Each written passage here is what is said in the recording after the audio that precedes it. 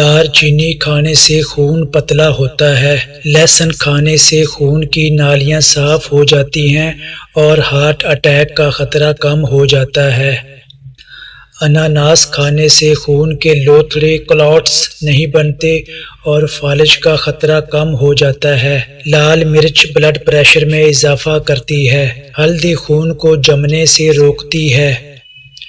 Blood pressure لو ہو جائے تو کافی پینے سے نارمل ہو جاتا ہے۔ تربوز کا جوس سٹیمنا بڑھاتا ہے۔ دوپہر کے وقت پیاز کھانے سے بلڈ پریشر نارمل رہتا ہے۔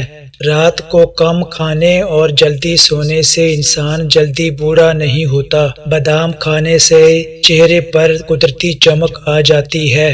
جس عورت کی ناک لمبی ہو وہ محنتی ہوتی ہے۔ سفید تل کھانے سے ہڈیاں مضبوط ہوتی ہیں۔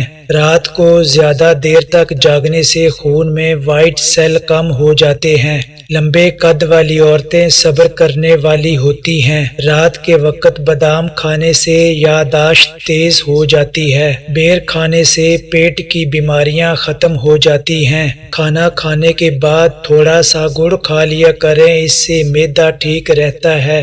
جن کے ہاتھ پاؤں سن ہو جاتے ہیں وہ جامن کے پتے چبا لیا کریں، ٹھیک ہو جائیں گے۔ بھنڈی کا سالن کھایا کریں، اس سے بلڈ شوگر نارمل رہتی ہے۔ خارش کتنی ہی پرانی کیوں نہ ہو، دیسی اجوائن کا تیل 3 دن خارش والی جگہ پر لگانے سے خارش ختم ہو جاتی ہے۔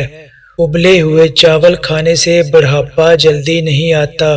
بھوک نہ لگتی ہو تو صبح خالی پیٹ مالٹا کھانا شروع کر دیں، بھوک لگنا شروع ہو جائے گی۔ منہ سے پیاز کی بدبو ختم کرنی ہو تو تھوڑا سا ہرا دھنیا چبا لیں، بدبو ختم ہو جائے گی۔ دنیا میں سب سے زیادہ وٹامن بی انڈے کی زردی میں پایا جاتا ہے۔ عورتوں کے موٹاپے کی ایک بڑی وجہ زیادہ چاول کھانا بھی ہے۔ صبح خالی پیٹ 2 کھجوریں کھا لیا کرو، 90 سال تک جوانی برقرار رہے گی۔ ناف میں تیل لگانے سے جسم میں طاقت آتی ہے۔ میتھی دانہ استعمال کرنے سے بلغم ختم ہو جاتی ہے اور سینے کی تکلیف میں آرام ملتا ہے۔